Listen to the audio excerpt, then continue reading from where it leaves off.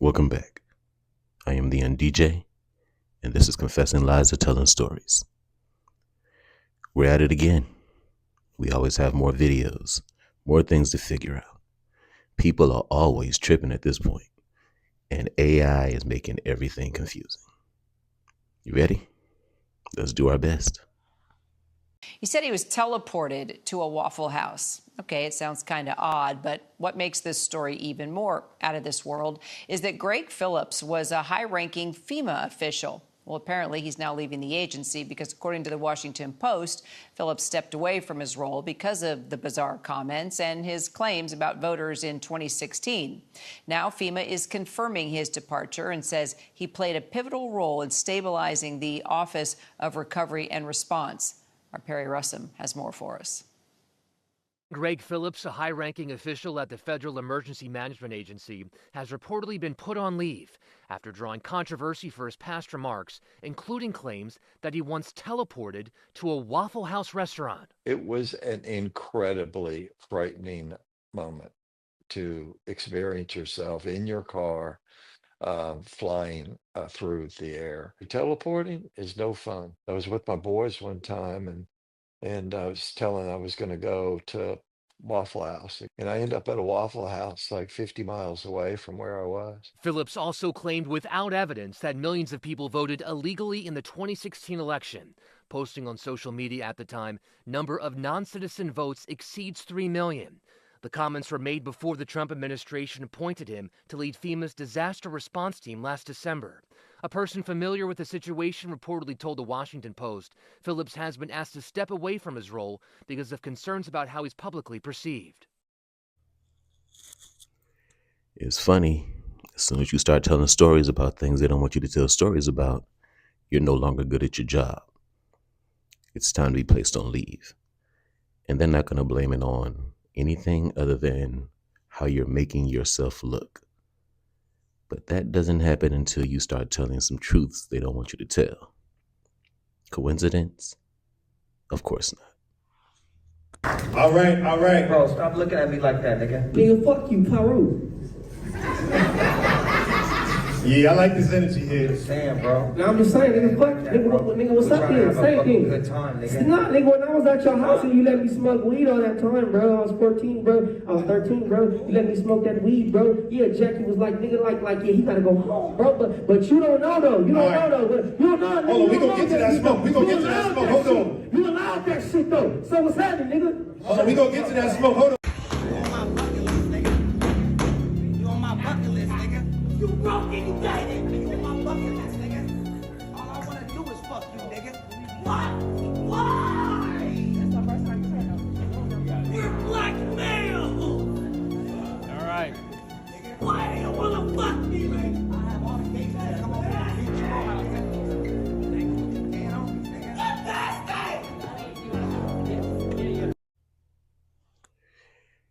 It's very disturbing what goes on with these celebrities. But this particular dude, Orlando Brown, I mean, the list that he has of people who have been inappropriate with him is ridiculous. And this dude, I remember him way back in Major Pain. Like, he's been in so many shows. He's a talented little man back then. Then he went through this little transformation. He got passed around. And now I'm one of those people who don't believe he's crazy. I don't think he's crazy. I think he does this because it gets attention. I think he's very smart and he knows exactly what he's doing. But if you can sit there and expose the truth without being taken seriously, aka stand-up comedians, then it's a little bit more accepted. But I believe everything he's saying about everyone he's saying it about. I do not think he's lying.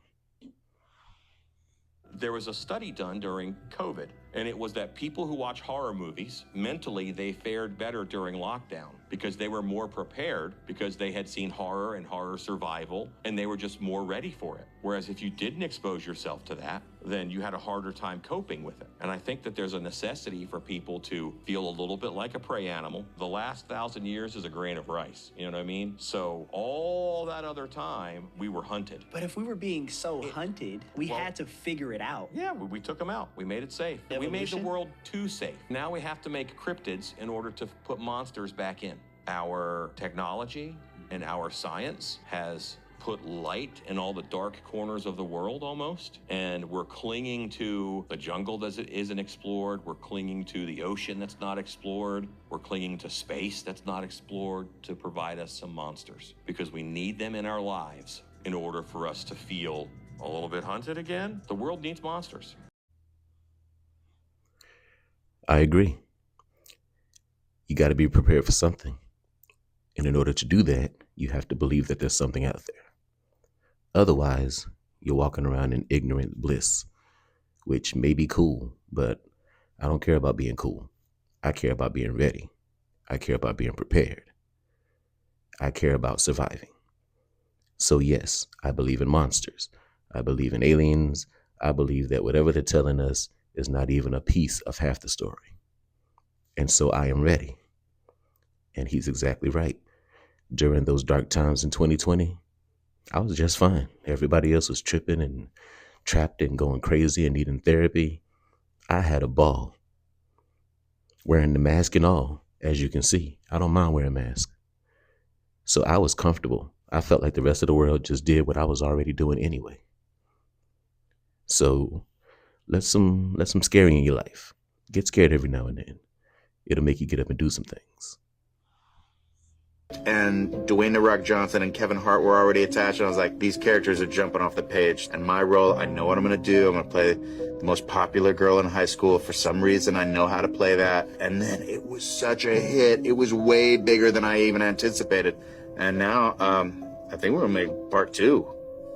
I think you have to. I think you, have to. They kill you if you try to walk away. And they clone you. Do you believe in the Illuminati? Who? I'm gonna turn that shit right on you, bro. I do. Yeah, I know you do. 100%. I know you do. I've never been invited. Yeah. That's not something I'm going to talk about today.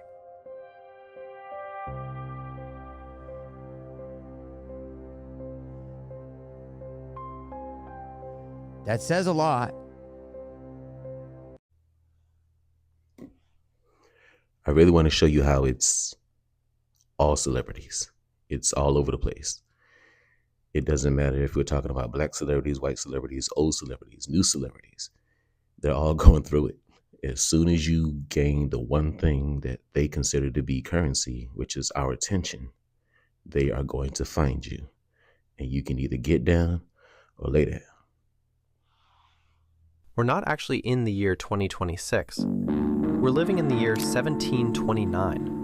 Everything you know about history, every war, every emperor, every civilization, is only what you've been told. You weren't there. Neither was I. We just accepted the timeline we were given and never questioned it. But what if almost 300 years never happened? There's a theory that claims history was rewritten and an entire era was added to the calendar. That means today's date could be completely wrong. Not by a few years, by almost 3 centuries. According to the phantom time hypothesis, we'd actually be living in the 1700s, and nobody would know. The theory claims powerful rulers inserted fake years into history to make themselves part of a more significant era. Most historians reject it because astronomical records, archaeology, and historical documents from multiple civilizations all support the accepted timeline. But it's still unsettling to think that everything you know about the past is something you had to trust someone else to tell you. I think we're all finding out that this is very unsettling and that we're all a victim of this. If they lied about so many other things, why would they not lie about one of the most important, actually the most important thing in existence, which is time? If you can manipulate time, then that kind of makes you a god. That's why it's called the power of the pen. We keep records with a pencil, pen. Whoever controls that controls history, and they can write themselves in there way more significant They can lie. They can rewrite the stories, rewrite the endings. It's a lot of power because no one has been around to sit there and dispute it. Nobody's been here from the beginning to the end. So because they keep that immortality thing to themselves, they get to write the stories. They get to dictate which ones are remembered, which ones are forgotten, the endings, the beginnings. It's not right. But we do know that it exists. And all you have to do is just don't accept it. Don't accept it. Don't believe it. Don't disbelieve it. Just, I don't know why I wasn't there. That's a great answer. Stick with that. Nobody makes you feel anything. Nobody makes you feel angry. Nobody makes you feel tense. Nobody makes you feel upset. You always decide how you're going to feel, and then if you're not careful, you will fall into a negative habit pattern of blaming the other person. Blame is the core of all negative emotions. When you stop blaming, you cut down the negative emotion tree. You cut it off, you kill it, and all the negative emotions die simultaneously. How do you do this? You do this by using the law of substitution. Remember, the law of substitution says that the conscious mind can only hold one thought at a time. It's the thought that the conscious mind holds that determines how the emotions will react, how the subconscious mind will react. Since it can only hold one thought at a time, what you do is you knock out the thought that is causing the negative emotion, the blame thought, and you replace it with this affirmation: I am responsible. I am responsible. I am responsible. This, in conjunction with I like myself, I am responsible, is the most powerful, positive affirmation you can use, because the instant that you say I am responsible, you exert complete control over your emotional life. I put this clip in here because I want you to understand that we are trying to break generations of conditioning, of being manipulated, controlled. And the first thing you're going to have to do is take responsibility for it. It wasn't done to you. You allowed it. Even if that's not 100% accurate, you need to understand that the moment you realized it existed and that it could be happening, every single minute you ignored it or didn't accept it, your fault. Every time you go into stores, walk outside and do the same crap, your fault. Okay? I'm one of those kind of people who always hopes I'm the problem. I always hope it's my fault, because if it's my fault, then I'm the solution. Why? Because I'm the problem. I trust it in my hands more than other people. So if I'm always the problem, then I'm always the solution. All I got to do is fix me or fix whatever I'm doing. This is how I take responsibility. And it gives me comfort to be the problem, because I don't trust other people to fix things, especially in my life. So I hope I'm always the problem in my life. Just a thought. One thing that has never really made sense to me is that it is impossible for us to read in our dreams. And there's a famous episode of The Batman where he realizes he's trapped in a dream because he can't read anything. That's because reading is a function of the right side of the brain, while dreams come from the left side. It's impossible to read something in a dream. And while his explanation is pretty close, that's not the strangest part. When we sleep, basically the entire language area of our brain is turned off. Reading, writing, and even speaking is nearly impossible while dreaming. When most people hear that, they will swear they've had a conversation in their dream before. But when pushed to think about it, realize that it mostly felt like telepathy. Now, there is a very small class of people whose language center does not turn off, and they filmingly tend to be writers.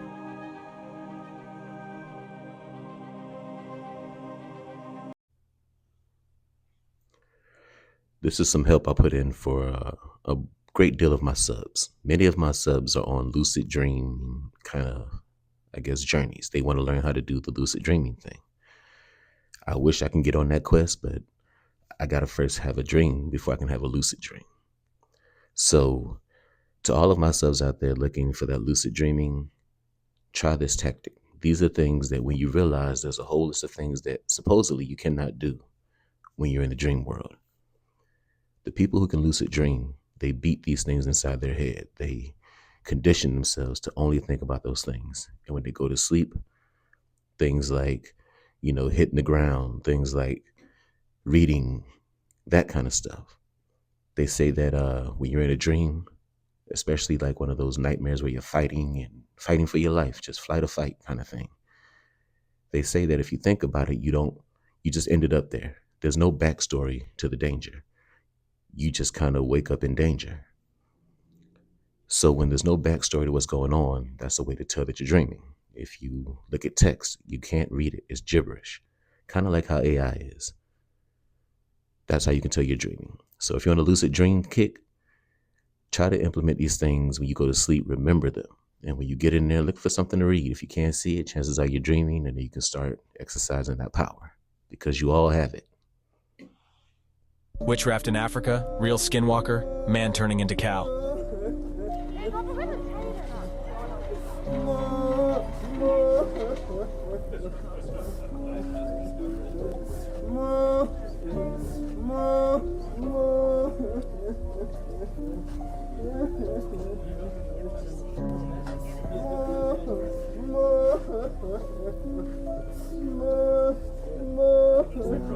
Aquí están mis hermanos. Y desde hace rato se quieren dormir, pero están viendo la misma cara que yo. Es lo que me temía. La verdad es lo que me temía y no sé qué hacer. No se pueden dormir. Y vean, aquí está, pero cuando yo trato de abrir, no hay nada.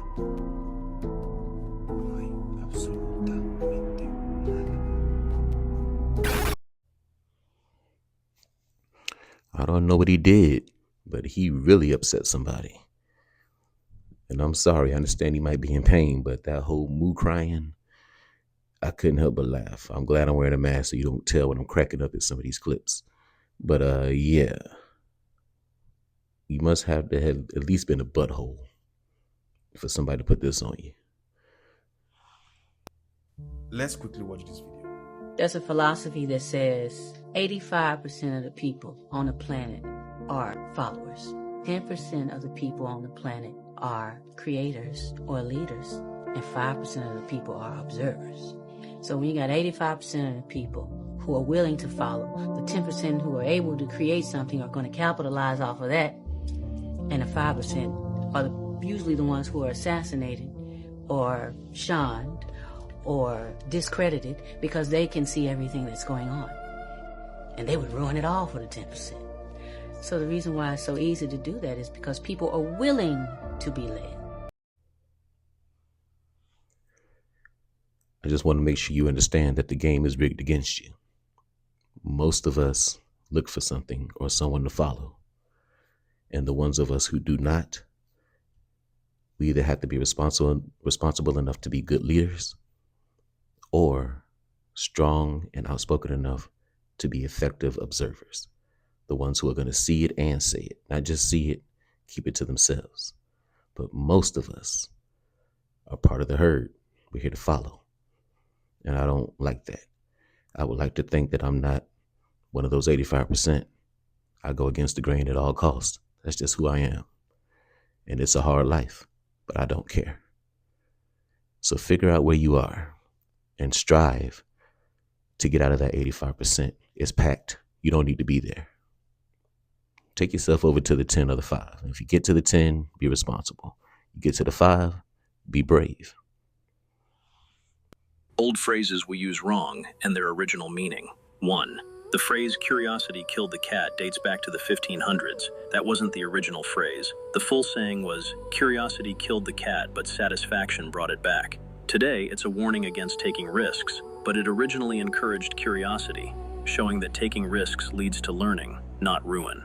2. Another phrase we use wrong today is the saying that blood is thicker than water, to mean family comes first. But the original phrase was, the blood of the covenant was thicker than the water of the womb. It meant chosen bonds are stronger than family ties. The meaning completely flipped over time. 3. We say money isn't the root of all evil, when the original phrase was, the love of money is the root of all evil. It wasn't saying that money itself was bad. It was warning that greed and obsession corrupt people. 4. The phrase, jack of all trades, master of none, is often used as an insult for someone who isn't specialized, but the phrase was jack of all trades, master of none, but oftentimes better than a master of one. The original was actually a compliment, praising versatility. We all know the power of words. And some of the strongest phrases, cliches, things that, the words to live by. We don't do it right. Now, if you go to the dark side, whenever they start chanting these spells, they say it word for word. They don't cut it short. They don't paraphrase. It has to be perfect in order for it to work exactly the way they want it to work. Well, if words are power, you're going to say these phrases, which have been around a long time. They're old phrases. Say it in its entirety. That way you get the outcome that you're looking for instead of the one that's caused by the short version, by the paraphrase version, by the revised version that we use today. It only works if you say it right and in its entirety. Good phrases and the bad phrases. If you're going to do the language thing, do it correctly. All the songs we listened to back in the 2010s that said, nah, nah, we're worshiping the devil. Watch this.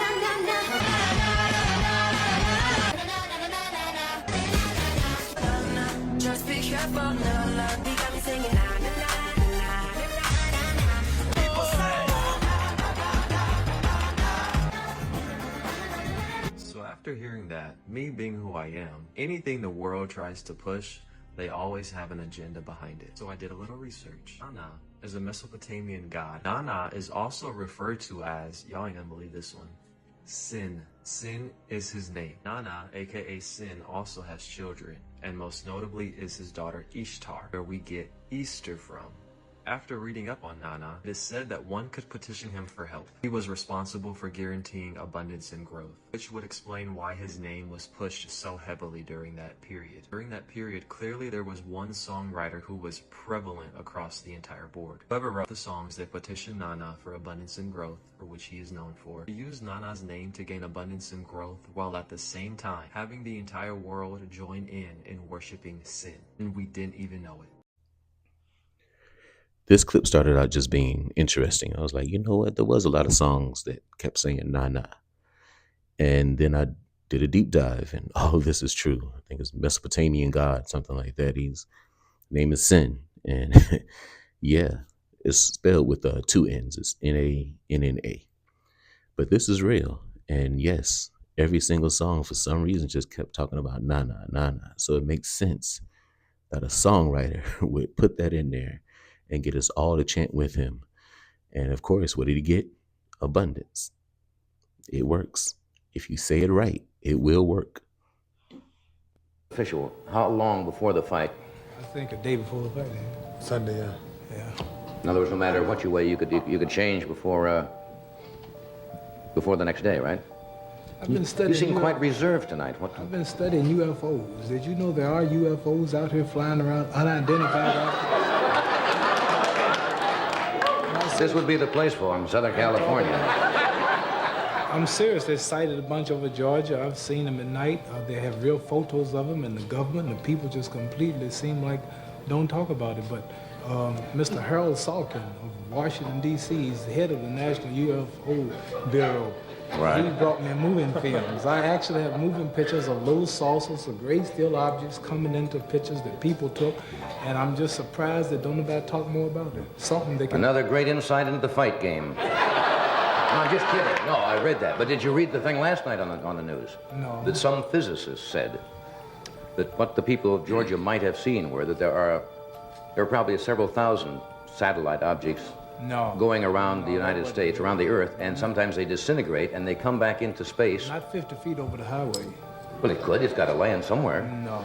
They call it swamp gas and something they don't want. I don't know what it is, but I think I do, but there are actual saucers and objects coming within our atmosphere and flying around, and people got pictures. Everybody cite the same thing in every city, the red and blue and green lights, but the people, authorities completely brush it off as if to say we are mentally off. But I know it's right because I've been seeing them. Well, why don't they land then? You know, why wouldn't they make contact? They probably figure they can't get no sense out of the people here in this country.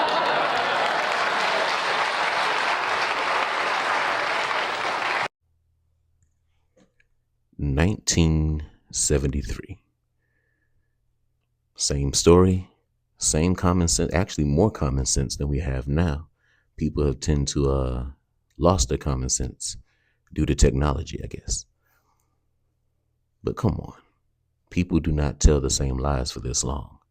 And now that we have the documentation that they're releasing, it turns out we could have had this truth 50 years ago, man, easily. But no, let's take our time. Why?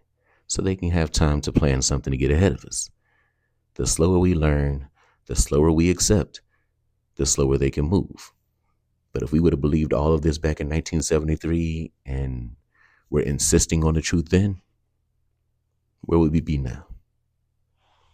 This device was banned by the Rockefellers in the 1800s. These are copper tensor glasses, once used to enhance eyesight and eliminate headaches. As electrical beings, we run on energy. Copper acts as a conductor, boosting blood flow to specific areas to promote healing. People once wore copper on their ankles for knee pain or around their heads for vision issues. These were the original glasses, before the current trillion-dollar industry replaced them with designs that often worsen our sight. They even added crystals like amethyst to the center to emit healing frequencies for mental clarity. If you've ever wondered why these aren't sold anymore, it's because the elites discovered something about copper they don't want you to know.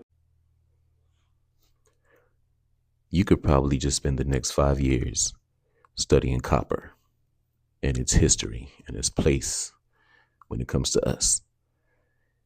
It's amazing. One of the most precious metals out there. And it has consistently been sought after, monitored, harbored, just stockpiled by the elites since the beginning of time. It's amazing. And they keep it from us because it's one of the few things that they know empowers us. And anything they do with enough of this, used in the correct way, it could be undone very easily.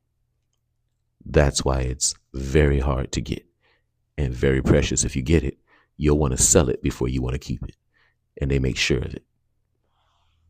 You're telling me they turned the CERN particle collider off and people are actually noticing the difference? Look, they shut it down for maintenance, buddy. 4 years. And the moment they did, people all over the world started reporting the same things. Sleeping through the night for the first time in years, no headaches, and here's the one that gets me. Time itself feeling slower. What do you mean time feeling slower? Before the shutdown, people were saying time was moving impossibly fast, like days were just vanishing. And the second CERN goes offline, suddenly a single day feels long again. People are taking naps, sleeping in, waking up rested, things that hadn't happened for them in years. Okay, but that could just be coincidence. Could be, buddy. Except none of these people knew CERN had been switched off. They noticed the changes in their bodies first, started talking about it online, and only then found out the collider had gone dark.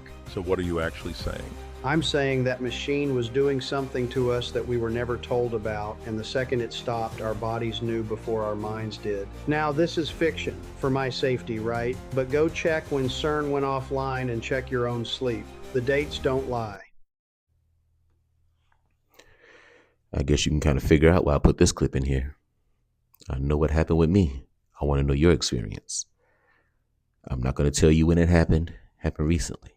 So go look and see when CERN decided to shut it off for a little bit, and then think about those hours since it happened. And have you noticed any changes?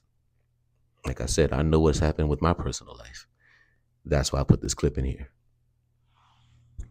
If you look younger than your age, this is what it means. It's not about your skin, it's about your spirit. Psychology says people who appear younger often carry something deeper, a resilience of heart and a lightness of being that time can't take. You've been through storms, but you didn't let them make you bitter. and you've cried in silence, yet you still find reasons to smile. Because looking younger isn't about counting the years you've lived, it's about how you choose to live them every single day. You chose peace over drama, growth over grudges, healing over harm, and the body reflects the soul it carries. Psychology says youthful appearances to lower stress levels, emotional intelligence, and a deep ability to let go of what no longer serves you. So you learn how to protect your energy, to walk away without resentment, how to speak with kindness even when it hurts. And that inner calm, chosen one, softens your face so maybe you laugh more than most.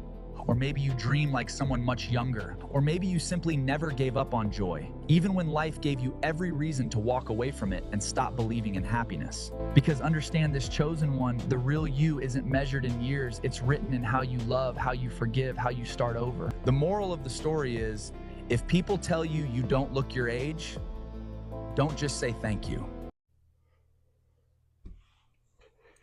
I need to remind you that they don't use positivity to harness our energy. They're not waking up and just making everybody millionaires. They're not just giving out lotto winnings. No, they use fear, they use anger, they use negativity. They keep us at each other's throats. Social issues, economic issues, race issues, religion issues, we're always at each other's throats. They use us to do it to each other. And they keep us negative. And then they get that negativity and they use it. So it only makes sense to me that it drains you. It puts that age on you. It makes you go faster through life and be done quicker. So take it back. Stop all the negativity. Do the best you can. There's nothing wrong with getting angry. Just put it in perspective and do something about it. That way you don't stay angry. You understand? You're only as old as you feel is one of those old phrases. But most of the time, most of us feel bad. AKA, most of us are going to feel old. It's not good. Take it back, all right? Well, that's going to do it. We're killing it, y'all. Halfway through the year. I can't wait to see what the end of the year looks like. I'm very proud of what's going on so far. I couldn't be more ecstatic about the whole thing. I appreciate each and every person who watches, subscribes, who tells a friend, who leaves a comment. I love it. Thank you from the bottom of my heart. Until the next time, I am theundj. This is Confessing Lies of Telling Stories, and I'm out.